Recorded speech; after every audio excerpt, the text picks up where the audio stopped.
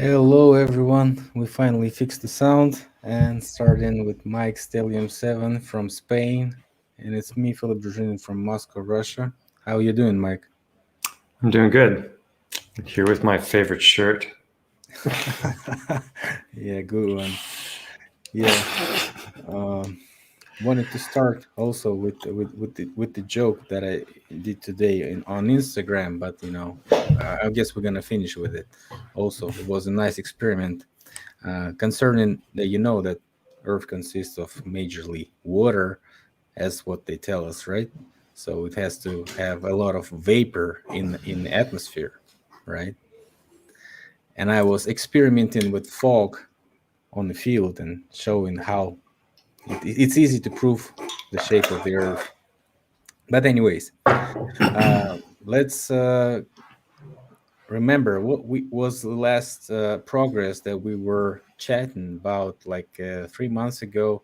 I think you were sending it to some certain lab, and since then you were talking with those fellows that were trying to help you with this lab. And then certain finish of that all came recently, right? Yeah, well, finish. I'm not sure if that's the right word for it, but it definitely has come to a conclusion of some sort. But yeah, so for those who don't know, I've been doing research on what I call petrified organs, heart stones specifically, that are rocks that I've identified have a reoccurring pattern that can be found, and it matches heart anatomy far too frequently and far too specifically to be random chance. So I've made a lot of videos on the subject, and I guess it was about 4 months ago, a guy named Harry Hubbard reached out to me and sent me an email saying that he had come across my videos from a friend of his who had recommended them. That was an email or comment? An email. Yeah, he sent me an email, and he offered to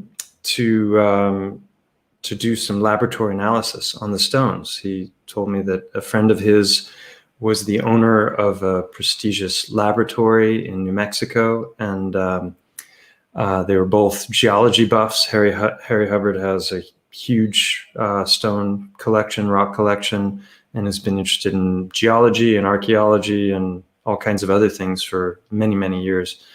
And he said that he wasn't familiar with what I was presenting, and neither was this other gentleman. And so they offered to. What do you mean wasn't familiar? If he saw your videos, how did he contact you then? No, they were familiar with what I was claiming, but they hadn't run across stones like this, or so he claimed, and were very curious about them and wanted to do some laboratory analysis. So I thought it was pretty interesting. He left his contact information, and a few days later, I called him up, and we had about a 40-minute conversation, and he asked me a bunch of questions, and the first question he asked was if he could record the call, which I thought was kind of interesting. So I immediately was like, okay, well, sure, why not? I have nothing to hide. I've been doing videos on this topic anyway. So, and I actually, in the video that I put out before he contacted me, even said if anyone knows of anyone who has access to a laboratory, it would be awesome to do some testing on these stones. And so I would have been a fool not to take him up on the offer. So he gave me the information to his buddy who was in New Mexico with the lab. And after I spoke with Harry, I called this other gentleman, Frank, and spoke to him for nearly an hour. And he was incredibly knowledgeable, had just so much experience in a variety of different fields, and was well-spoken and clearly well-educated. So I thought, wow, this is potentially an awesome thing. Was, you were talking about his qualifications or on the subject? I don't get it. No, he didn't really offer up information on his qualifications, but I knew that he had been running the lab for almost 40 years, since 1975. And I did a little bit of, searching online just to see what I could come up with about both of them. Harry Hubbard was a YouTuber. He's had a channel for years, and he does a lot of stuff on ancient artifacts and coins, and has been involved with the excavation of some caves in Illinois, where they unearthed a number of artifacts that he claims, I think, were from Alexander the Great, and they've found Egyptian artifacts and lots. I'm not really very familiar with his work. I saw a couple of videos that he did on. I smell pseudoscience.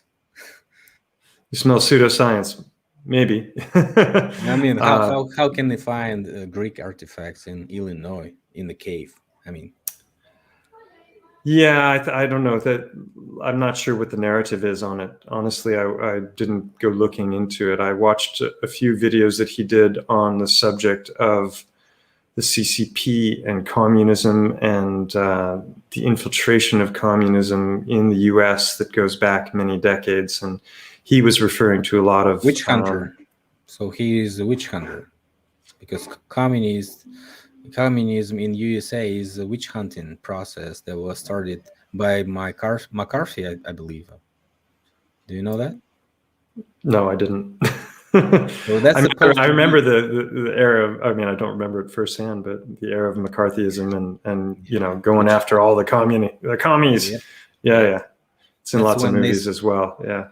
That's when communists suddenly became neocons. Now neocons are ruling your country, by the way. Well, he would definitely agree with that statement. I think probably his videos are very interesting to watch. He's incredibly knowledgeable. He's got a lot of primary first edition texts, many signed, and you can tell he's read them multiple times because there's different colors of highlighting and underlining, and he's what I would call an old school truther. He's not just like, what does Google say about this? He's going to the people who've written the material themselves. How many subs does it have? I think it's under 10,000, somewhere around 10,000. And so after watching his videos, I thought, okay, this guy, he seems like he's genuinely interested in what I've done and what I've been presenting. And the story about how he found me was organic, in the sense that a woman who is a massage therapist who knew him and knew his interests was a sub of my channel and had seen a number of videos and was really excited about the things that I was showing. So when she told him about it and he checked out the videos, that was when he contacted his friend in New Mexico, and they both decided, well, let's see if we can get him to send some stones and we'll do an analysis on them. So I spoke with Harry, and then a few days later, I talked to Frank on the phone, and I didn't ask him to record the call. I would have liked to, because we covered a lot of ground in an hour, and he told me stories of all kinds of different stories about different artifacts that he had worked on and the different techniques that were required in order to do the authentication of those artifacts, and that he had he's one of the foremost experts in jade antiquities in the world, and has a very close working relationship with the Chinese government. And they've allowed him a carte blanche to travel anywhere in the country if it's, for these studies, if it's related to his research. And he's got the record for the most expensive jade artifact ever sold. It wasn't his artifact. He did the authentication on the sale, and that was a $7 million artifact that he authenticated. And he told me about making use of particle accelerators for his research, and that is extremely cost prohibitive in the States, because it can cost about $500,000 for a half day just to do these analyses. Just to rent this thing, right? Yeah, and the Chinese government lets him use them for free.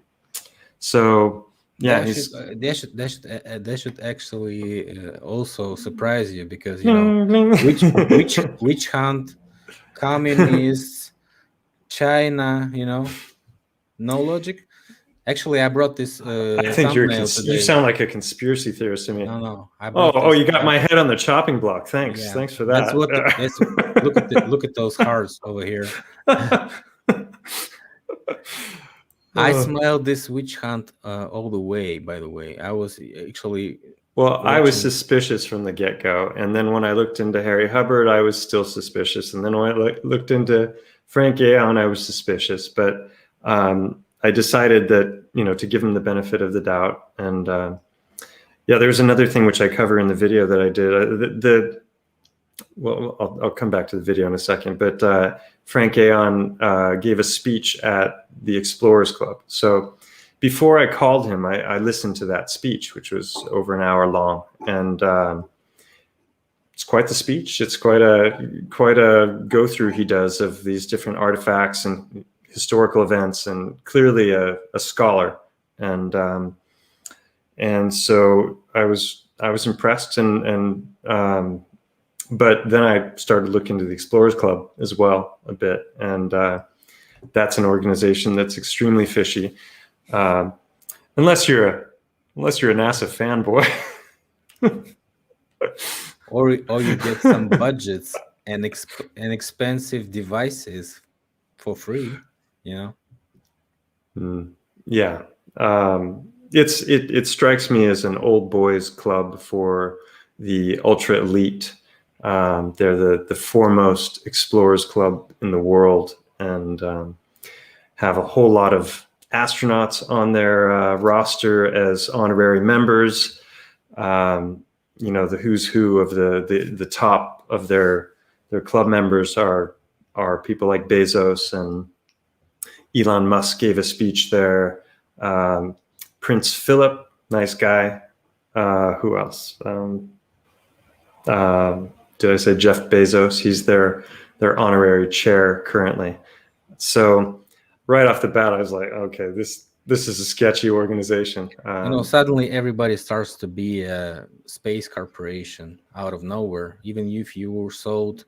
And doing it better than NASA ever did with shoestring budgets. You sold pennies, and once you thought, I'm a space company, right? I should go to space. Exploring black holes if they're panties. Yeah. You put some blue dick on a CGI and go all the way. Yeah, it's laughable at So, best. so he sold you his qualification, and you were pretty much Well, impressed and never thought about any problems, right? I wouldn't say that was the case. I would say that I was suspicious from the beginning and throughout. And after speaking to both of them, I didn't feel like it was a completely blatant hit piece that was being set up, but I was suspicious. But I decided to give them the benefit of the doubt, and the reason for that was I was under the impression that they were going to do a laboratory analysis. I was promised a bound laboratory report, and I figured even if the conclusions come back completely negative, and this guy is saying that there's nothing to what this guy, what I'm claiming, that at the very least I would have the data, and I could take that data elsewhere and examine it with others. And I have some friends, one friend in particular is a PhD in molecular chemistry, and It's not only chemistry. You do it in medical. So, yeah, when you get one doctor diagnosis, you can go to another, cross-check it. right. So exactly, and then repeat the testing if necessary, and see whether other laboratories come up with the same information. Yeah, what method did they use? What, amplification or spectrometry or whatever they were using? Everything was going to be listed, and at least the questions on what they're trying to answer certainly should be listed in the front of this research, as what we usually did in criminology when we're sending some stuff to experts. We usually put the questions, what we expect him to answer, actually.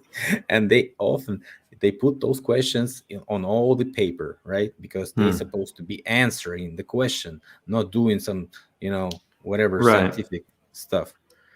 Yeah, and what happened was very different from what I had anticipated was going to happen, because by the way, did they discuss the question? What did they want? What they wanted from you as a result? Did you message them?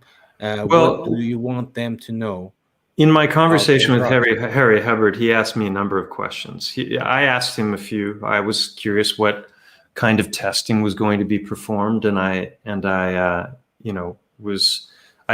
just want to know what the plan was. And but he asked me about my theories and the heartstones and where I was finding them, and a number of different things. No, I've heard it all in the video that you posted. But did they actually ask you, what do you want them to give you back? Did I? No, I did not specifically say, what are you going to give me? I asked them what kinds of things they were going to be doing. And the thing is, I'm out of my realm of expertise here. So if I started to, what I wanted most, and I said this to both of them in both of our conversations, was a spectroscopy analysis, also known as spectrometry. XRF, X-ray fluorescence is what it's called. And basically what this is some extremely expensive machine that I think, I'm not sure if they hit it with light or with radiation or what, but radiation. Things bounce back, and they can tell what the constituent elements are in the sample based on what isn't reflected back, I think is how it works. So they get, it's like, they get a line of the spectrum, and you get these little lines of things that are missing, and that's what was absorbed by the radiation.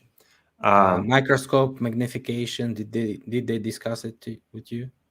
Yeah, they discussed microscopy. They discussed different chemical analyses. They talked about using different acids, bases, those kinds of things to dissolve portions of the stone and determine what the makeup was. I didn't hear them listing that microscopy pictures anywhere, and you said they didn't send them to you, right?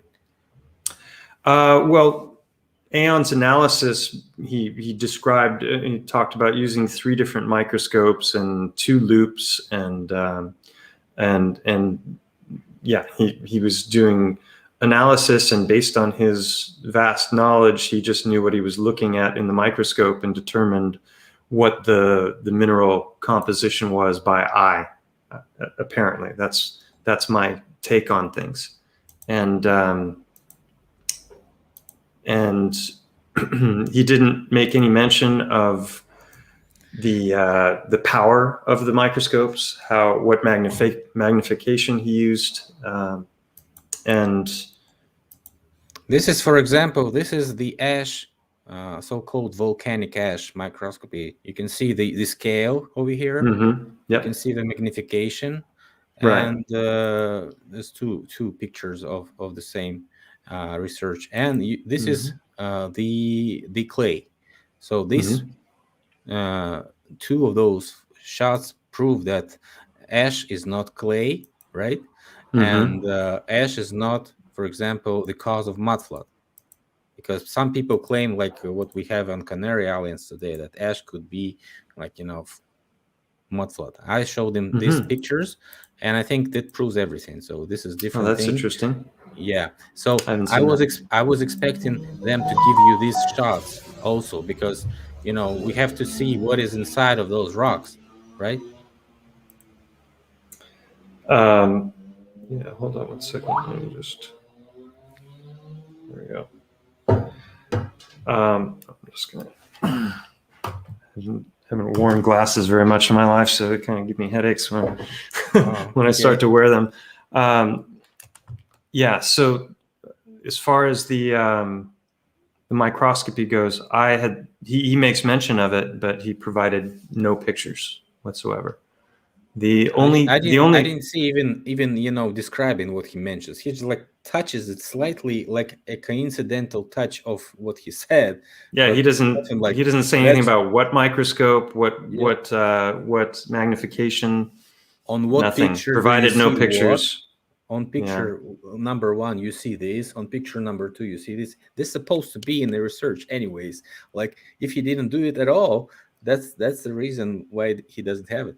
Yeah, I mean, I wouldn't have entertained this whole thing if they hadn't promised me a bound laboratory report. And after the fact, I was looking at it, I was just going, what is this? And so I went online and just looked up a few different sample lab reports. I did a master's thesis when I did my chiropractic studies, so I know how much work goes into a master's thesis. It's a 1-year project, and mine was 40 pages long, and we had 7 pages of references that were all published studies. They weren't just like books, that I copied lines from. It was very in depth, and that was just a literature study. That wasn't even an actual study that involved some kind of an experiment or laboratory analysis. So when I looked into those things to see what to expect, it looked basically exactly like my master's thesis, except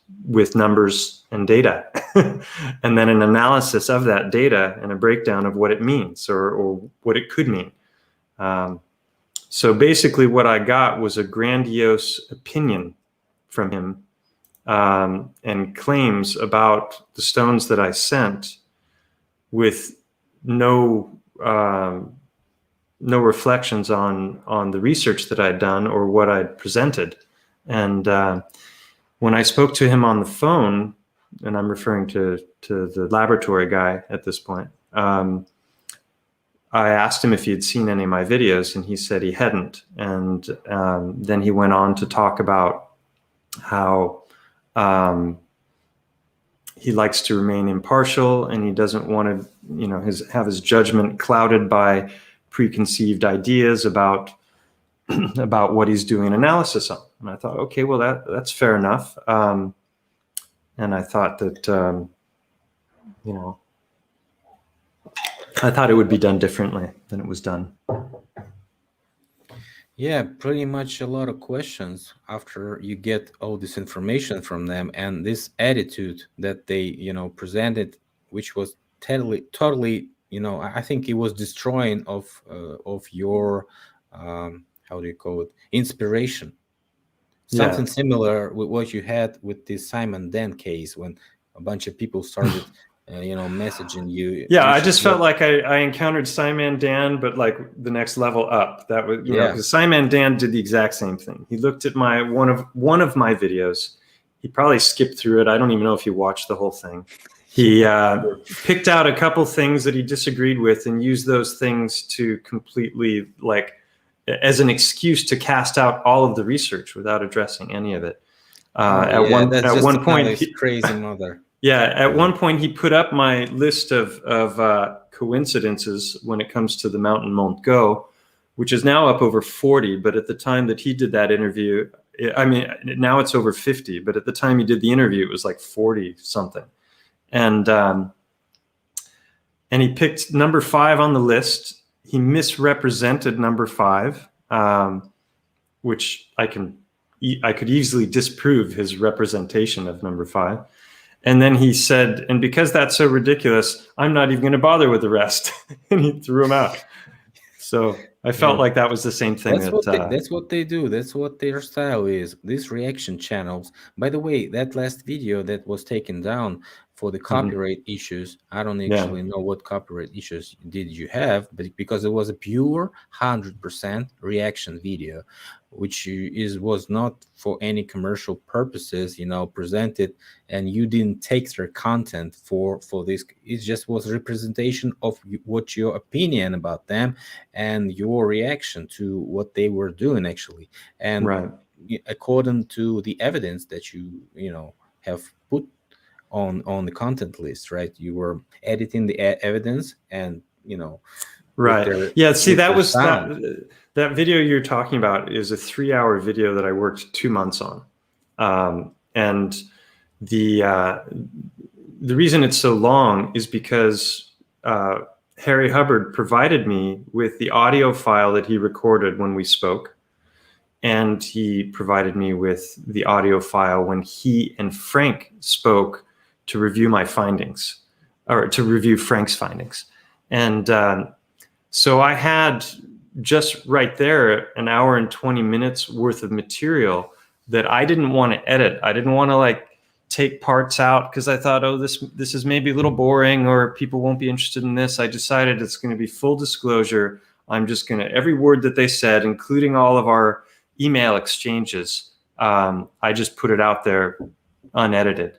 But then I also added commentary and I added rebuttal along the way. So that's why it ended up being 3 hours. And it was well liked. When the video was taken down, it had 350 likes and 1 dislike, which was Harry Hubbard's. And I used a bit of footage from his channel that because I felt like these guys were gatekeepers. I didn't feel like they were fair at all in doing what they said they were going to do. The analysis turned out to just basically be this guy's opinion. The letter that he wrote in light of the research that I presented, the empirical evidence that I presented, it was extremely condescending. And it was basically, this is my list of qualifications. I am an authority on these things, believe what I say, and didn't address any of my research at all. And then the silly thing about it is what he claimed about the stones was exactly what I had been rejecting from the very first video that I made on the subject. And I've given many reasons and many examples of why I've rejected that. And you can see there, I'm talking about on the screen, I'm talking about the tapering in. There's this reoccurring pattern, but it goes way beyond just the overall shape. It goes in, the blood vessel openings, that twisting that the heart is doing right now. If you look at many of these stones on the bottom, they've got this twisting. It almost looks like a propeller. And when you start to look at the official story, they're saying that these are lumps of clay that were compressed in sedimentary layers and then were on their way to becoming metamorphic rock due to the great amount of pressure. And then through tectonic activity, the mountains are formed and some of these layers are exposed, and then pieces break out of those layers, and then these these lumps of clay, which are now hardened, are liberated, and then through river erosion and rain and abrasion, they take on magically these shapes. And if I had just found one or a few like this, I could understand it. But I've gone out live and in the space of 10 or 15 minutes, found 10 that are exhibiting many of the features that I presented in the videos. I think have that's a the reason hard why they stone. contacted you, because you had a lot of them and they wanted to make money on that. You know, that's what I think about first. Well, make money on it how? What do you mean? If it would be worth it, right? If the risk is worth it, like if they have to risk the reputation, they of course regret. They will not watch your videos at all, right? They will not answer any questions in their research. So this is just like, you know, wasting of time, both yours and theirs, right? And they like seem to be pissed off that you like, you know, contacting them, asking questions that they said you before. It's not hard stones. Why you asking me questions again?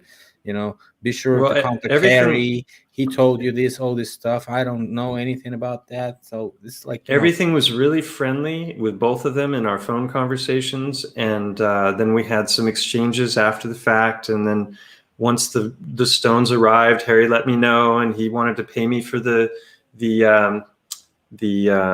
shipping. He offered to pay me for the stones, and I didn't want any compensation for the stones. I just wanted the lab report. So later on, they start. you should have sold them. You should have sold them those stones. Well, and then they could you have had different- made it look like I was out for money, and that was why I was doing this whole thing. Just And sell I them was, for you know, $1. Just for $1, man. They yeah. wanted Well, papers. They wanted papers. originally, I had thought, you know, I have so many of them. If you see my videos, you know. So it wasn't that I necessarily. There was one in particular that I wanted. I thought maybe I'll ask for this one back. But I had thought, wow, these guys are doing this thing that I've been trying to get done. I initially reached out to some of the universities in Alicante, but this was right at the beginning of the whole virus thing, and the schools all closed, and then after that it was a summer break, and then everything was like super slow getting going again. So I never really got anywhere with any labs, and I had planned to do CAT scans on them, and I ran into trouble with that as well, because the different places where they have CAT scan machines, they rejected my requests because they only do CAT scans on human specimens, for health purposes. So that was a challenge. And eventually I found a veterinarian that had a CAT scan machine that I was able to get them done. So that's something I'll go over in the next video, because I do have, if I can find the footage, I might actually show a little bit of it. So I was like thrilled that they were going to do this research. And when the stones got there, it took him 2 or 3 weeks to do the work. And then when I got the response back from Harry initially, he was like, "They're not what you thought, but they're even more exciting, in my opinion." I was like, okay, wow, what could be more exciting than petrified organs lying everywhere? That's a pretty exciting topic. How could it be more exciting than that? And so then I waited, I don't know, a couple days or something for his next communication, and that was a private letter that Frank, the lab owner, sent to him. With just a little overview of his findings. And that was where he talked about microscopy, and he started talking about the whole, I call it rolling on floor lumping theory now, ROFL, because it makes zero sense to me, and it can't be reproduced. It's just a theory, and it's conjecture on the part of geologists, because they're talking about things that are happening in a time scale of hundreds of millions of years that they can't witness. The stones are already stones, so they're not watching it occur. Exactly. So, and there's no experiment involved. The only experiment I thought was going to happen was going to be something like a spectroscopy machine. But instead, what I got in this letter was, I looked at it through microscopes, and I have all of this vast anatomical knowledge. And so I can tell you for a variety of reasons why they're not heart stones. And then he listed those reasons. And it all sounds very, convincing to somebody who hasn't studied the crap out of this stuff and who doesn't know Latin, and it doesn't know the medical terminology and what do these different words mean when they give you a long phrase like polycalcitic conglomerate cobbles, right?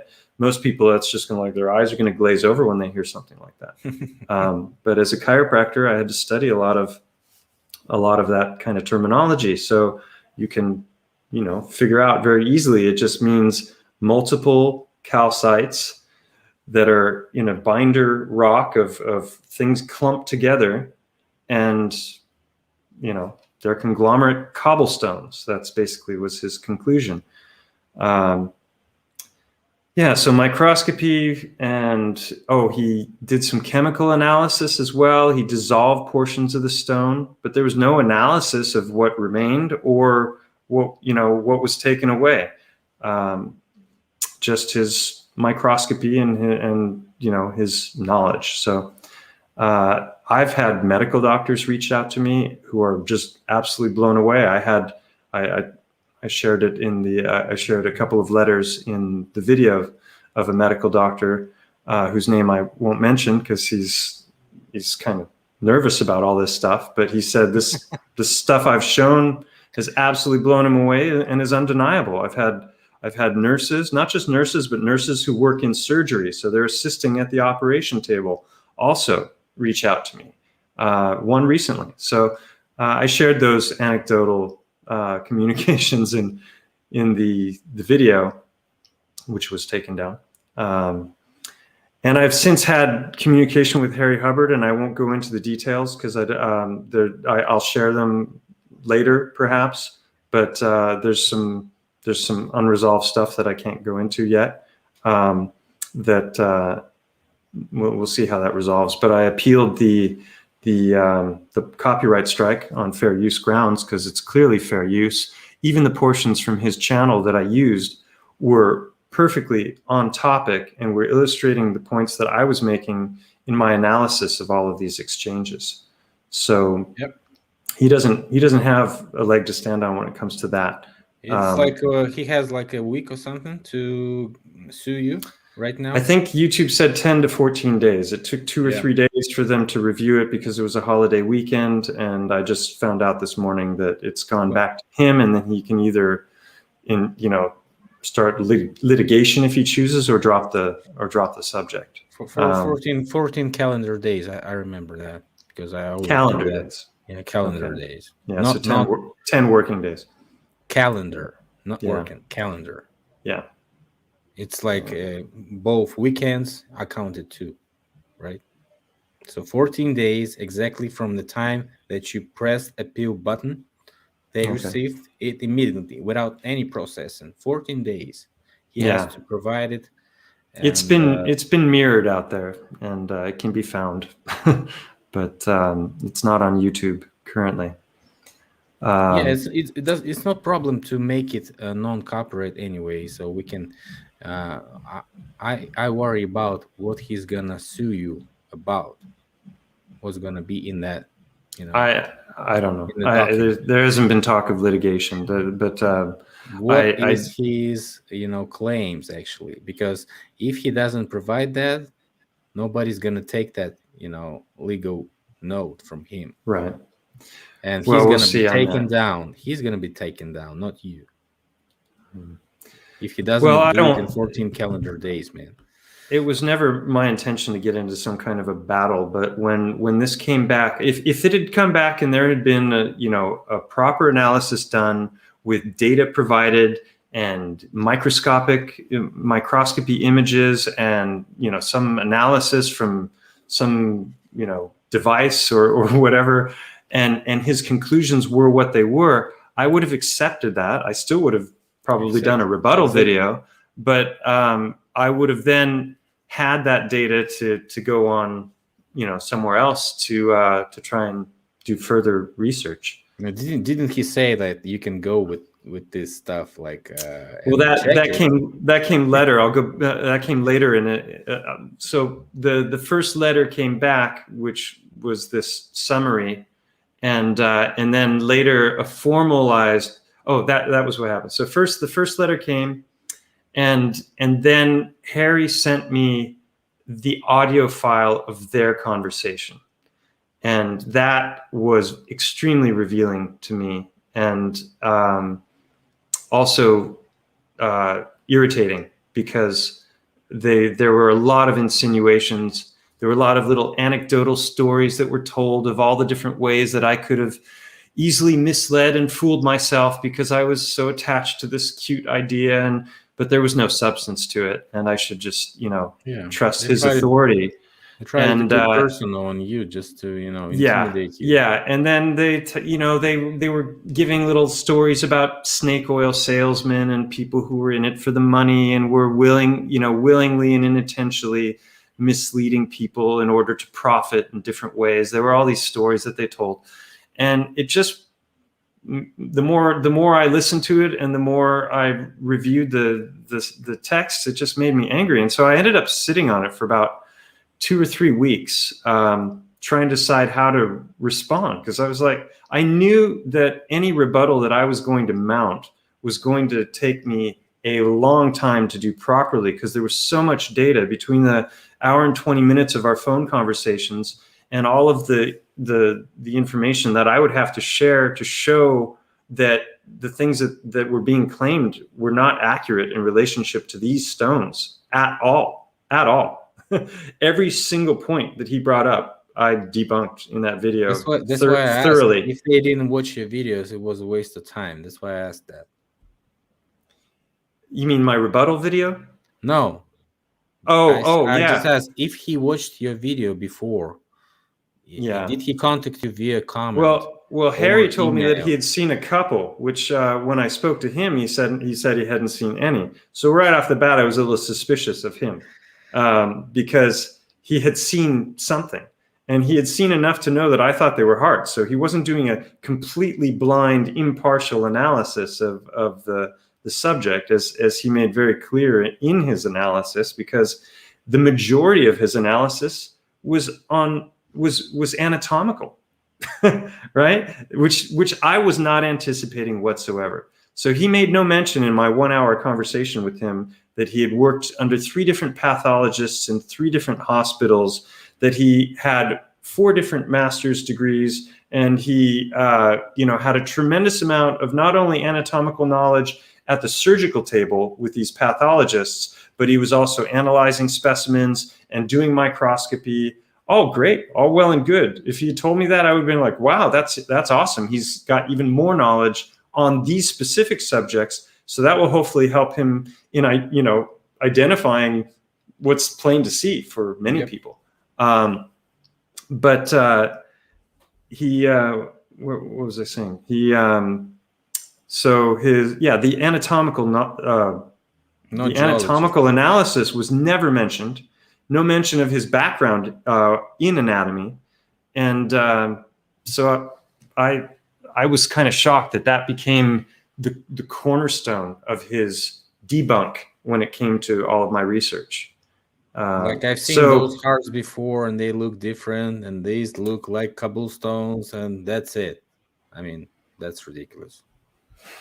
Yeah, and the only footage was those petrified hearts that he was giving you. I got 3 pictures. Yeah. That he took from literally the first line of image searches on Google. That was the data. That and his opinion. He's supposed to have because he's got such a. He's supposed to have his own books. He's supposed to have some reference to something, some research. It was a scientific mockery. I'm not just some crackpot with a crazy idea. I've got a ton of empirical evidence supporting my stuff, and it's not like a blob of a rock that I'm claiming is a heart that doesn't look anything like a heart. I've demonstrated chambers, I've demonstrated blood vessels, I've demonstrated the pericardium, the outer fatty layer, reoccurring, shapes. It's just, so anyway. So then I wrote him videos, and you should have cross-checked him if he knows anything about your videos. That would be the specimen, because you know all this like stuff, that rock I'm showing right there in that video. That's got a chunk taken out of it. You can immediately see the fracture, right? And these rocks are continuous. They're unbroken. That one's also fractured. So as soon as there's any kind of a flaw in the rock, you can see it right away. So the unbroken ones are, that one, again, you can see. I've got some, they show their flaws, and they show the blood vessel openings. This one here, you can see that harp shape. They come in all shapes and sizes. It's the same theme repeated over and over again. And, to call this I call it humiliated clay lump theory now, because you're not claiming all the rocks like a crazy professor. All the rocks are hard, right? No. This is not hard. The other organs are there. I've got a ton of kidneys. Livers and lungs have lobes. They literally have sections in them. So it makes a whole lot of sense that those would cleave upon lobe lines and not look anything like the original organ. That one is, you can see the bottom, the iron ore is caked on. So there was a fracture, and then it seeped blood, This one is also broken on the bottom. That's showing a chain, that's showing the ventricle right there. But then when I set it down, you'll see the isthmus and the opening. Pause it there. Oh, without my hand. There's the opening right there on the upper left is to the pulmonary arteries, and it's even got the space called the isthmus that goes between them. I have 4 bigger stones that are showing the chambers. They have the openings to the papillary, the pulmonary arteries with the isthmus. 3 of them have the little remains of the papillary muscles. There's so many anatomical correlations. It's mind-boggling. And Alex just said he's got a lot of heart. No, he means I've got a lot of hearts, plural, but not a lot of heart. Yeah, they wanted some of your hearts. He made this shirt for me because he's such a NASA lover himself. Anyone who doesn't know how great NASA is should really go to Conspiracy Music Guru and watch all of his NASA videos, because nobody showcases NASA as beautifully as he does. Yeah, he should get an Oscar for his CGI filming. Yeah. CGI? What do you mean? CGI? Best video effects Oscar. Oh yeah, So, yeah. Maybe he'll get an Academy anyways, Award guys, someday. I don't want us to sound like some crybabies, like we've been, pretty much disappointed or somebody. We're just, discussing what was real and what was supposed to be and didn't happen, right? So, I mean, yeah. So then I finally wrote back to them, and I at first I was like, oh, I'm gonna hit him on this point and that point, And finally, I was just like, I'm just gonna write a simple email and say, hey, look, you guys promised me a laboratory analysis. I'm still waiting for it. It was longer than that, obviously, but that was it in a nutshell. I'm like, I'm still waiting for the data that a proper laboratory analysis would yield. Because if you bring these papers to some other expert, they're gonna laugh at you, man. You're gonna say, "What?" Totally. It was, yeah. So and so then the same day, I received an email from Frank Aon, the lab guy. And he was basically just saying, look, I did this for free. I didn't receive a penny for any of this work. I did it as a favor to Harry Hubbard. And, you can talk to him about any misconceptions about what was or wasn't going to happen.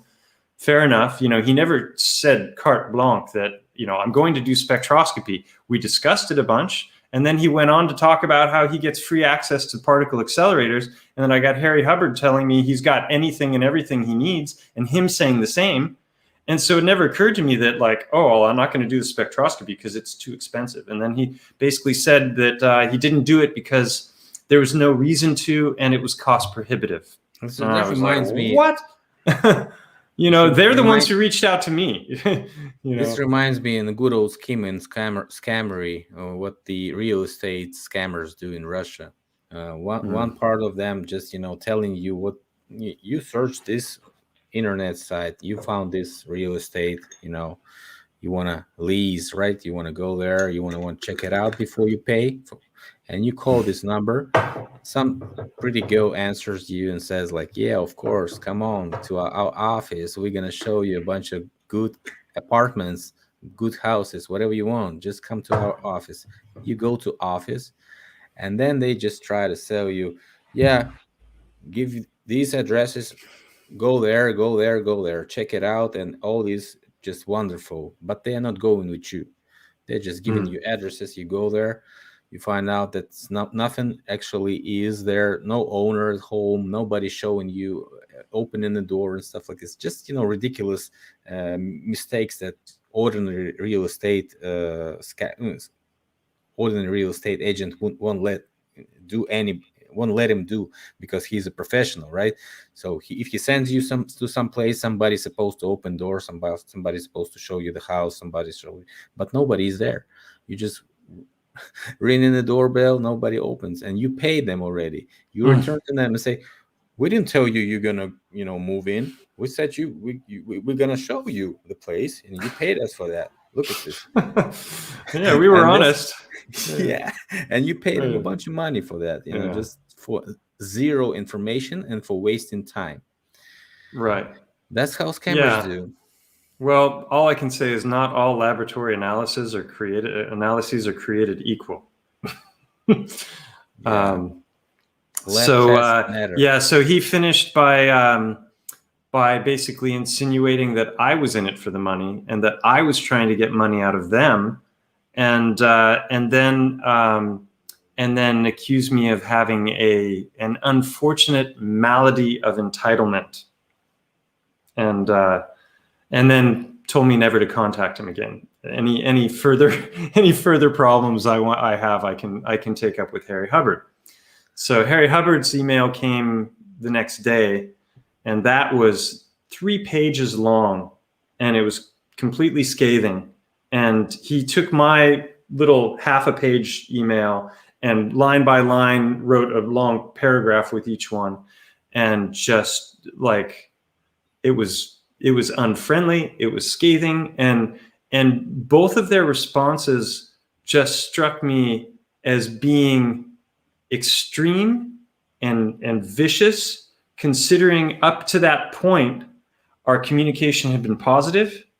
I sent the stones, I got the responses from them, and then I sat on it for a couple of weeks because I was like, what am I going to do and what am I going to say? And then Harry Hubbard was mocking me because I was so slow to respond and that I was on vacation, and I was, it's like, I'm not on his clock. And it's your fault. And after they did, it's my fault. And after they did what they did, I didn't have a whole lot of respect for them. There's a big one. So that's what the video is about. And even though you kind of know the whole story, I guarantee you it is extremely entertaining. It's worth the 3 hours. Even my friend Alex, who can't stand to hear me talk because I talk too much, said it didn't feel like 3 hours. So that's about the best compliment I could receive. Actually, I have a Telegram channel set up for uncensored things that were, post a bunch of videos actually which are censored on YouTube, like war type of videos. I'm telling real things, what's going on right now. I might, upload this video too to Telegram, so it will be there forever. Nobody will delete it. Trust me. Yeah, it's already been mirrored. Things don't disappear on the internet, and so the strike it struck me as petty initially. Like I said, there's a little bit more to it that I want to work out before I say anything about it. And so one way or another, I'm sure it'll get back up. Hopefully it'll get back up with the view count and the like count, because Oh, don't It worry about that. was well loved. And Don't worry about no, that. We it's will actually see. what I care most about is the comments, and that's Yeah. that's what I said to Harry is yeah. If So they restored everything, it will be just like it was, but it probably won't be viewed as much as it would be because it was off for yeah, several days. yeah, it loses the momentum of being a Yeah. new release and everything. Yeah, it's a drag, but you know what? I didn't expect a lot of people to watch it. People nowadays don't have time for 3-hour videos. In fact, I posted a 6-minute video today that was well liked, that was made by my friend Howard. He made a little 4-part series covering my research, and I posted the link in the liner notes to the video that I mirrored of his. So I'm going to start doing that. There's a lot of my videos, I've been told by many people are too long, but I haven't been making the videos for larger audiences. I've been focusing on the science aspect of it. And it's very complex stuff, and I'm by no means an expert in geology. So don't take my word for these things, check them out for yourself. But it doesn't lend itself to, at least if you're trying to address critics, it doesn't lend itself to short videos. So that's why I've done things the way I have. But now I'm gonna take a break from the long videos, and there's a lot of sections that can be clipped out of other videos that people have never seen, that are shorter and kind of encapsulated little bits that I think would be interesting to people. There's a bunch of interviews that I've done for other channels that I've never even posted on my channel, and I didn't want to start posting a bunch of interviews while people were waiting for laboratory analysis. Like, what are you stalling? Where's your data? Where's Yeah, the, understand. Getting stuck on one topic is very difficult to advance further, like you were doing on MontGo first. Then you got new way of expressing yeah. yourself, and then it's always like this. They just shutting you down, all your inspiration. I mean, it's Yeah, ridiculous. and my last Unveiling a Titan video, part 6, I worked on that one for a couple months also. And in that one, I was also addressing critics and different things that they had said about my research. And we talked about that the last time we talked. But I went in and I got a 1000x microscope and went out and analyzed the stones that someone claimed I was going to see little tiny pieces of shell and mollusk and microscopic things that would prove to me beyond a shadow of a doubt that these stones that I was calling petrified bone were actually just random limestone that had formed in that way somehow magically with the Swiss cheese channels going every direction. So I went out with a microscope and I was like, okay, well this could go against the research that I've done, and I'll have to be honest about it and show it. And it didn't do that at all. It just confirmed or didn't confirm what I was claiming, but I actually ended up debunking aspects of the mainstream geological narrative when it comes to how at least that kind of limestone is formed. There are other kinds of limestone where you can see the fragments of the shells, sometimes whole shells, just caked in this lump that has hardened. But that's not what limestone on Mont Go is like at all. And so this guy went after me, and I proved him wrong. And he never gave me any kind of an apology because it was, it becomes very obvious when you compare the photographs of that kind of limestone to what I was presenting. Yeah, it was like different types of composure. The limestone that the official geology is presenting, and your Mount Go composure. It was different, I believe. Sorry, I didn't catch that. I got distracted by the chat. What did you say? I'm saying that what you were showing with the microscope was way different from the official geology limestone. There was different. Yeah, I think sedimentary layers are a thing that actually happen, and maybe they do harden as more and more layers are compressed on top. But to say that that's what that's what's happening to these stones that I've been calling trabecular bone or cortical compact bone that are part of the mountain Mont Go, definitely not. Absolutely, 100% not that. And then the CAT scans that I've had done. That's my next video. When I get it, I'm going to take a break from editing because it's just been too much for too long now. I'll release some other stuff that's already made. Yeah, there you can see the remains of shells. Yeah, but for example, this one looks like what you were showing. Yeah, if you search for karst, Karst, It's called shellstone. We call it shellstone in Russia. Yeah. The stones here look nothing like that. And also Frank Aon called these heartstones conglomerate cobbles. And conglomerate means like multiple different things squished together with which is called a binder rock. So if you think concrete, or you think cement and different things where they've got lots of different pieces mixed in, well, there's a substrate that all of that is found within. And so if you were to look at these stones with microscopy, which I've also done, coming in a future video, there's nothing about them that makes them look like conglomerate cobbles, because you can see different elements. You can see crystal, you can see what looks like petrified fat, surprisingly enough, and perhaps even petrified muscle. So sometimes things might actually be what they look like. It's what a novel idea. I guess Occam would agree with that, right? Razor. You should also test this, red soil that you call iron ore. You should also test this one.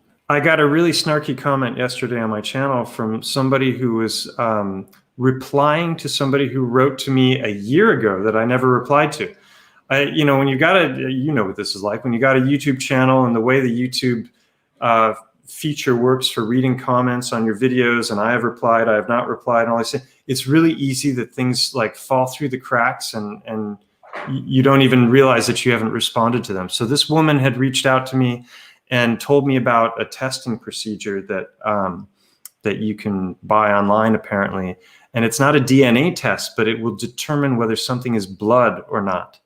So she was talking about that, and she asked me if I would, do this kind of analysis and do the process live on camera, which I'll do. I'm not afraid to do that. I don't know how expensive these tests are. I haven't looked into it yet. I need to look into it. But another guy came, and he was like, his silence, is proof that he's too afraid to do this thing that you're talking about. And I wrote back to her, and I apologized for not having responded. But his whole tone was accusatory, and you can see. If I really wanted to hide from her comment, I would have deleted it. I wouldn't have left it on my channel for other people like him to come along and say, "See, Stellium's afraid to do this simple test." But having said that, it may not even show blood, even if it was blood, because whatever the petrification process is, it's likely to have involved major forces and, some kind of a transmutation of elements, because obviously it's no longer flesh, it's now stone, right? So if there's a transmutation of elements, that might screw up the test in a way that makes it come back as negative for blood when maybe it actually was blood. So I told him that in my comment. I said, I'll do it. And if it comes back positive, that's a good thing. Yeah. If it comes back negative, I wouldn't say it's a deal killer for the theory, but, it's just one more thing to consider. I think David Hernandez once asks us, do we know this channel? Do you know this channel? I've never seen it, no. Yeah, what I don't like about these channels were, Tartaria everything, because Tartaria wasn't everywhere, right? So, that's the first suspicious thing about this channel. But the rest, maybe it's a good channel. I don't know. We don't have actually enough time to you've been in this longer than anybody when it comes to mud flood and, talking about Tartaria and stuff. Somewhere, but it wasn't everywhere. This is what we have to know. And if somebody's giving you the information that Tartaria was everywhere, is definitely a lie. Definitely. Well, all of the there's so many channels now covering these topics, which is fantastic because more and more people are uncovering things all the time. I gave a couple of shout outs to John Levy and Paul Cook in my last video because, they're boots on the ground. They're discovering all kinds of things. And I know maybe you don't agree with every theory they have. Nobody seems to agree with I don't see everybody any on anything. theories. Actually, I didn't see any theories they have. What theories Okay. do they have, by the way? Will you let us Well, know? it's just, Paul Cook is going around looking at all kinds of block work that's, in places it absolutely shouldn't be, sizes it shouldn't be, incredible structures that are underground all over the UK. He was living in Malta for several years, so he got to know Malta like the Oh, back of his hand. Malta is is a place. I've been saying that since day one. Malta is one of the places where you can find these underground features. Yeah, well, nobody knows that underground area of Malta better than him, and he's got incredible footage. But then he went back to the UK after living in Malta for a long time, and he started analyzing what he was finding there, and it was unbelievable the things that he's been finding. His last half a dozen videos are just jaw droppers, all of them. So yeah, it's great that there's lots of channels, but a lot of people get really excited and they think they know everything, and they make a bunch of claims that aren't substantiated, and they don't know what the old guys before them have done. Yeah, it's just each and every year somebody comes up with oh, it was an ash. Oh, it was liquefaction. Oh, it was plasma something, blah blah blah, and it goes goes and on and on and on and on. You have to explain to everybody, no, it's not melted buildings. No, it's not ash. No, it's not plasma apocalypse. It's all bullshit, guys. It doesn't work this way. Like today, I received a message from the guy who actually talked to one Swiss architect who said, mud flood, it's because people needed ground. Let me read it exactly what he said. That's very interesting. Hi, I talked to various Swiss architects about why the buildings are sunk everywhere. They learned that there was an increase in population and therefore more groundwater was needed, increasing consumption of water. So that's the answer. I write to him. The problem is that they are not sunk. Sinking cracks the walls. The ground raised. Sinking cracks the walls. Yeah, There's no example totally. of any sinking and keeping the building safe. So he Right. says, the problem is that almost impossible to speak with intellectuals in physics or architecture. They are so extremely brainwashed. Even when I show my vids to them, part by part, first and second. So they were also World War II, World War One. They also to destroy evidence of what happened. Velikovsky, collective forgottenness, sea peoples. So let me ask you a question, Philip, about the melted buildings thing, because you've got all these factions when the buildings cried and all. Because I've seen loads of photos that, the official story is that they were carved out of solid stone with Bronze Age tools. But the structures, it looks melted. And how do you explain that? Have you seen the melted rock by yourself? I know what you're talking about, the vitrification, right? Yeah. Because all the melting creates vitrification. There's no way you can melt a rock without vitrification or glaze effect. There's no way. But I don't know. I can't cite any videos off the top of my head, but I seem to remember having seen examples of vitrification where it's shiny and it looks like it melted. Never seen any footage, any video. I've asked to anyone to present any evidence with this vitrification, and nobody does. They just show in random pictures saying everything is melted. When you look up into the inside of those facilities that they claim are not carved, you find out that there's no building inside. There's just 1 or 2 rooms, and that's it. And no walls. Everything is cut on stone, and that's it. So how do you? So if there was a building, it's supposed to have some doors inside, rooms that are now melted windows, and you cannot just look at the window because it's all melted. Everything inside is like okay, right? Or you have to have this melted stuff also inside that. No, everything is just clean, fancy, shiny, like it was carved, and that's it. Because if something I'm was sure there's melted, a it's bunch of supposed to people be who would melted. disagree, and debate you heatedly, Yeah, but I can come up with debate with anyone. I was just saying a bunch of times, come up with yeah, no, evidence. I have in the chat with Circuit it's not Bear my area of over didactic on expertise. that. 1.5 hours of wasted time, no evidence presented, and they believe that they have some, and they will come back with some more. But a year passed already since that last chat. Nobody ever invited me on any more debates. Crickets. Yeah. Yeah. What was the leading theory about the origins of mud flood? I would like to present this shortly, just for you guys. Yeah, I have an Instagram where I usually present, actual footage and so on. So it would be fast to go there and check out the actual evidence and what I say about it. Okay. For example, in this exact post where I said some genius promote so-called volcanic ash as an explanation for mud flood, but never knew that volcanic ash is not ash at all. It's like sharp-edged random form particles, unlike clay, which could be found in most of the places where mud flood evidence is present. Clay looks way different than preheated or even melted volcanic ash. And But what about when mixed with water or salt water? Yeah, you can make volcanic clay, but still we have to find out what's the exact origin of that, because if you dry out the clay, you also find out those particles. There's no magical thing that they disappear.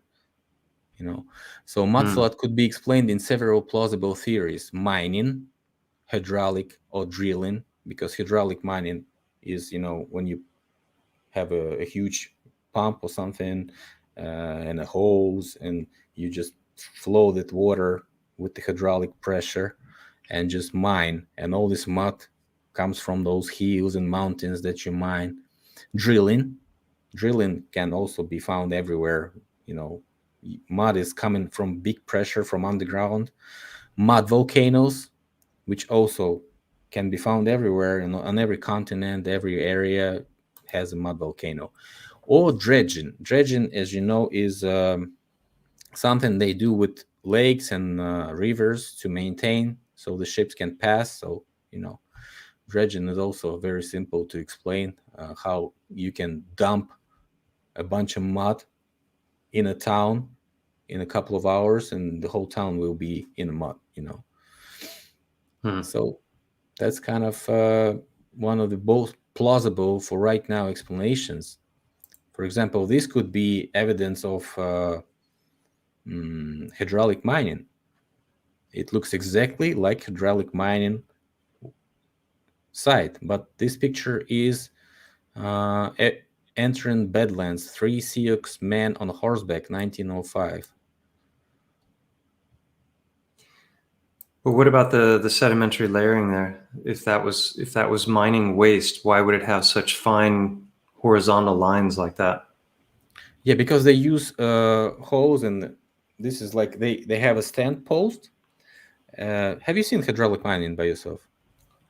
Just pictures, and maybe just like these hoses, and Well, if you haven't seen it, then you have to learn it first, because I it's a long way to show it. Just come back on Saturday when I'm gonna have a chat with Mike Ferreira, and I'll ask him to show his photos, because he has a huge collection of his hydraulic mining stuff there.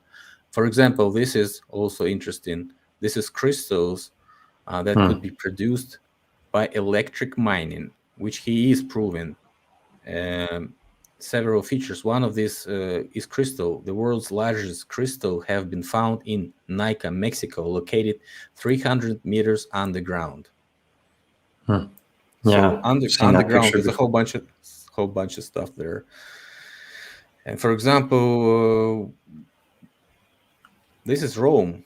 people excavate in Rome, and they all they do is excavate mud, which consists of 90% clay and tiny rocks, like he was saying in your video, I cobblestone. lived, I lived, I lived there for 2 years. I've stood in that spot many Yeah. times.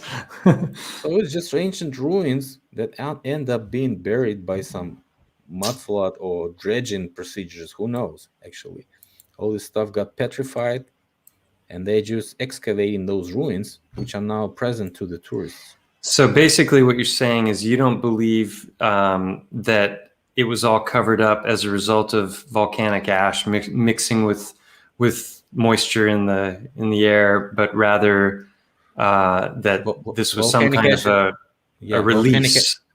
volcanic ash is gray.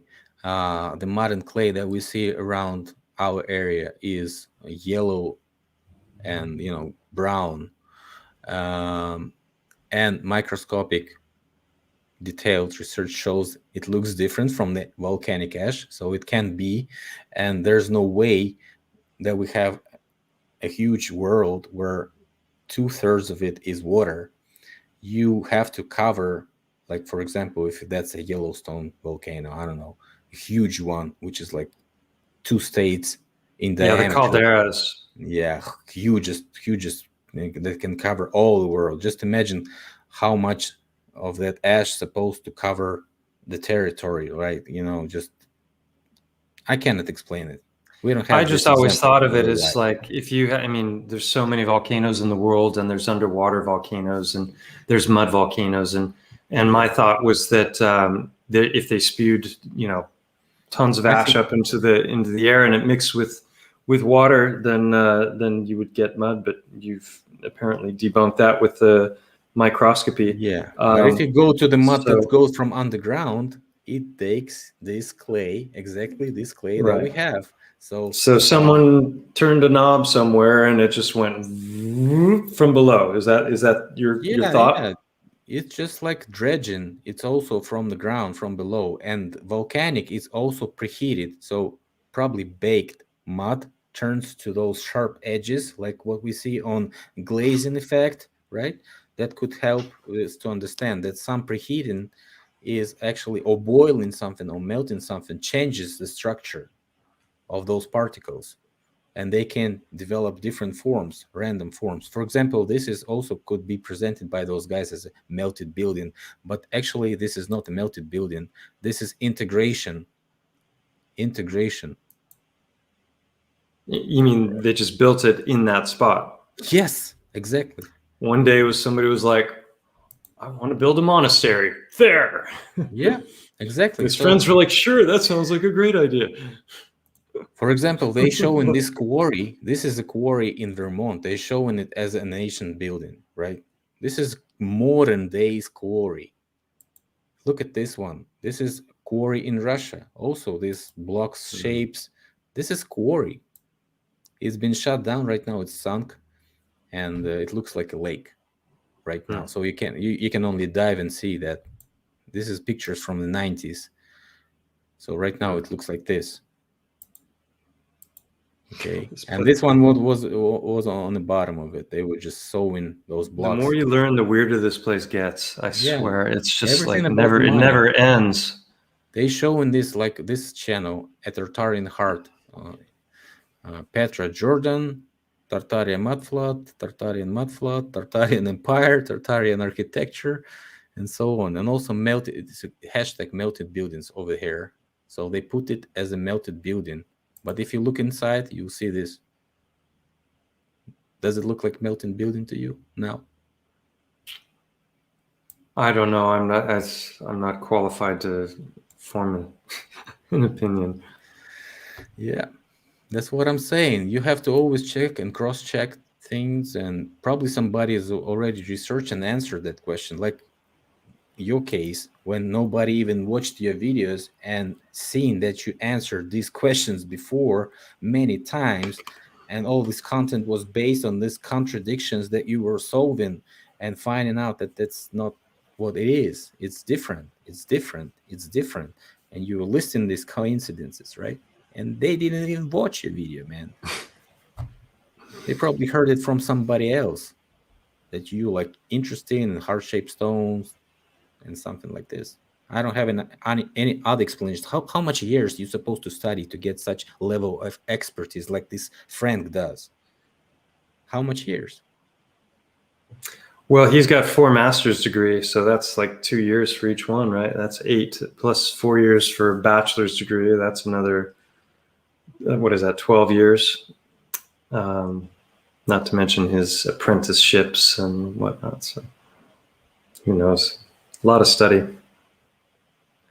Yeah, 8 years or 10 years of wasted time. Is what I say. Well, a lot of it is indoctrination. There's no doubt about that. It's not so easy to just discern fact from fiction. Yeah, and I wanted to invite you to another channel, my other channel, Yellow Badge, when I want to talk with you about medical issues like this pandemics and stuff. I have a bunch of tomorrow we're gonna have a YouTube chat live here in Russia where we have 2 professors pro vaccination and 2 against vaccination, and that's going to be a huge battle. And I wanted to, interpret what they were saying and present it as a video with you and your comments, because I don't know any other doctor in English speaking doctor. So it would be nice to hear your comments on that, because you've been posting a bunch of this stuff on COVID on your Facebook. So it would be interesting to know your opinion. Yeah. I get a little snarky sometimes. I'm not a real fan of technocratic takeovers and tyranny masquerading as health. But as far as I'm no expert in immunology or anything like that, so I suppose I could be on as a support, but not as an expert witness. No, I know you're not a very big expert, but you still have your opinion, and you're closer to medicine than I am, at least. So, yeah. Chiropractic is a very unique profession, and it's if you go back to the roots of chiropractic, in many ways, it's a completely different paradigm from what we're all living under now. You think about microbe versus terrain theory. The microbe we're living under the tyranny of the microbe right now, where the little miniature invisible boogeyman is out there that can kill you anytime and kill your whole family in the process. And there are all these claims that are constantly being made by, agencies and governments and things that are, maybe true, maybe not. But ultimately, it's all within this paradigm that is a mechanistic, microbe-based paradigm. And chiropractic, from its origins, was a vitalistic profession. It's recognizing that the whole is more than the sum of its parts, and that that we have an energetic body, we have an emotional body, we have a physical body. All of those things are there simultaneously, and all of us are unique, and all of us have an innate intelligence that is going through our body, that is there from the moment we're born, or the moment we're conceived, to the day we die. And the day we die, the corpse is there, and the body is there, and all the cells and all of the blood and all the muscles and brain and everything, it's all still there, but something else is missing. What's that something else? That something else is the spirit. It's the vital force that is the organizing force that is healing our body through our entire life. So chiropractic is recognizing that intelligence that permeates all life, and also looking to empower the individual and to make them aware of the importance of the terrain, because the terrain is all, as Louis Pasteur supposedly said on his deathbed. Louis Pasteur is the one who gave us the microbe model, and pasteurized milk. That whole idea comes from this idea of killing the microbes, and so the terrain is all. If you want to understand what it means to be a frog and how a frog lives and what the frog's life is like, you're not going to figure that out by cutting open a frog and going, oh, this part fits there and that part fits there. And so, the truth lies somewhere in the middle, oftentimes, where it's really a blend of both paradigms. But we're currently experiencing tyranny of the microbe. And do you know anything about this graphene technology that they promote in these days? Well, it's creepy as heck, and from what I understand, the body isn't able to process it, and it causes an inflammatory response wherever it's found. So if you get a lot of that in your body, it's probably potential, to create autoimmune disease, affect the function of your nervous system, create widespread inflammation. There's a lot that could go wrong. Officially, it was invented by Andrei Geim and Konstantin Novoselic, Russians. In 2010, they received Nobel Prize for innovative experiments concerning the two-dimensional material of graphene. Since then, physicists and chemists around the world have begun to study the properties of new material and find new practical applications for it. Graphene is now used to create electronic chips, sensors for gases, membranes for water purification. With the advent of graphene, a new stage in development of medical technologies and bioelectronics began. So right now, I just wrote a short article on that. And also, I like this video. Rob Skiba passed away recently. We know this guy. I haven't been watching his videos, but rest in peace, Rob. Yeah, I found this video. I met him once, and he was a very kind, wonderful man. I told him about the work that I'd done on the mountain, and that was before I'd produced a single video. And he was interested in it, and he immediately gave me his phone number, told me to give him a call anytime. And apparently his first book that he ever wrote was on the subject of Titans. So I asked his friend Rick Hummer if he could try and track that down for me, because I'd like to read it. But truly sad that he's gone. And yeah. Well, sorry, that's his predictions.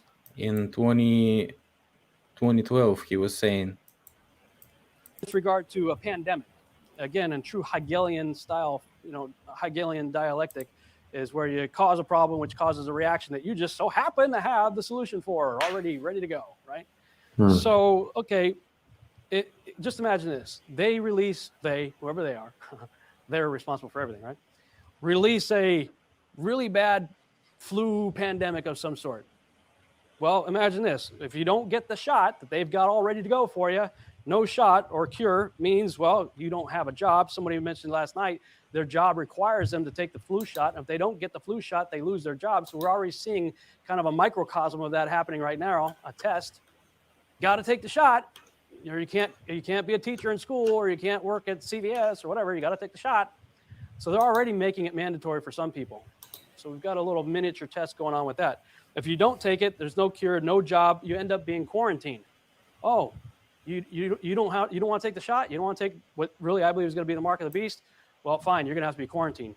Bring you over here. Well, that means you're not going to have any money, which means you won't be able to buy or sell. That seems to be a good explanation to me, to explain why they can't buy or sell, but also explain why they beg for death, but death flees from them, because they can't die, right? So that's if you don't take the shot, you end up with no job, quarantine, no flu, or no food, no buying or selling. But if you do take the shot, well, you have some interesting side effects. And there's going to come a time, especially if we're going through this thing, where some tough decisions may have to be made. When you're looking at your kid that's got this pandemic that they released, and they've got this cure over there, but you heard this stuff, and the Holy Spirit's telling you, don't do it, don't do it, don't do it. Don't inject your kid with the mark of the beast. We're going to have to work on that strong faith thing and believing God and trusting in Him. Seriously, I mean, it's just going to get pretty scary in the days ahead. Long before he did that. I mean, I read a book called Behold a Pale Horse by William Cooper back in the late 90s, and I was about 20 at the time. He laid it all out back then. And Alex Jones, he was talking about FEMA camps and all kinds of stuff 20 years ago. Yeah. No, I don't think anybody in the truther community thought they could roll it out in less, in a matter of months, and everyone would just accept it. It's just been mind-boggling. Yeah, since you've been digging something, you would find out exactly the same information as Rob did. So it's not like a prophecy. I wouldn't say it's a prophecy, but it's still, correlates with what we have today right now, and this QR code system and passport system and all this stuff. And by the way, I also find my own video from 2017. Let me just show it. There was a presentation on ecologism. Let's see. So it was like one slide was virus spreading Roman club, Aurelia Pecci. We need a virus to kill immunity of a man, but HIV didn't pass the test and people live with it. Also, around in the end here, let's see.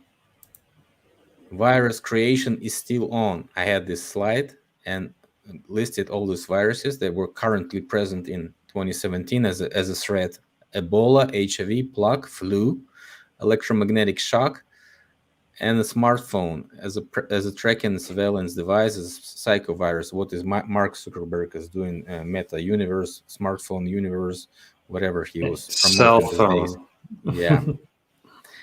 Yeah. So this is all. It's not prophecy. It's just, if you start to research, you definitely find out all this information about Roman club, about what they're saying about this ecologism religion that they have.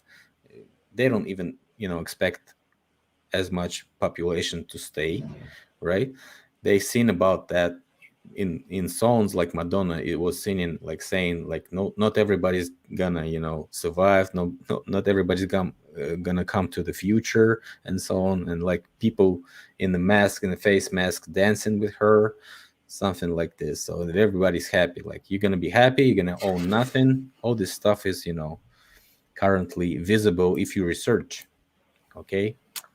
Yeah, that's why I call them paying attentionists rather than conspiracy theorists, because if you have a little bit of memory and you've been around for a while and have actually been looking into things, you find that the same tricks are being used over and over again, and they're constantly hiding everything in plain sight, telling you exactly what they're going to do well in advance of doing it, and then as they're doing it, they tell you what they're doing.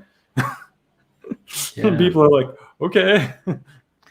Yeah, hope it wasn't, guys. It wasn't boring, people. We're gonna have a next chat with Mike Ferreira on Saturday, where we're gonna kind of contradict Mike, but we are not contradicted it in all aspects, because I was always saying that Mike is researching his area. He's not claiming each and every rock, a fallen titan. No, nor am I claiming each and every mountain is one. I've watched a fair amount of, I've seen your interviews with Mike, and I've followed his Facebook page for quite a while, and I think he's right about a lot of stuff. Exactly. And I think that he's just he's hooked on the one thing, and I think he doesn't see the trees for the forest, the big trees. I think those are very real. I think Hangman 1128's footage speaks for itself. It's very. By the way, I had a chat with Hangman too, and also I was checking all summer these same rocks that he was showing on his videos and never found a single one. That's what I'm saying, guys. I never found a single one in my area. I don't know. Well, it's a big realm and very diverse types of terrain, and I don't know, I'm the only guy that has done a forensic analysis on a Titan, and until some other people come along and do what I did somewhere else, exactly. There's other mountains here that look like what I think would be Titans, but I'm looking, they don't have caves, that I can explore. There's you can only do so much with a mountain that's covered with a bunch of trees that is a big lump of something. This one is unique because so much is exposed, and what is exposed is explorable. And once I went to explore it, it just completely blew my mind. So if that starts to happen, I mean, most of the people out there researching Titans are just looking at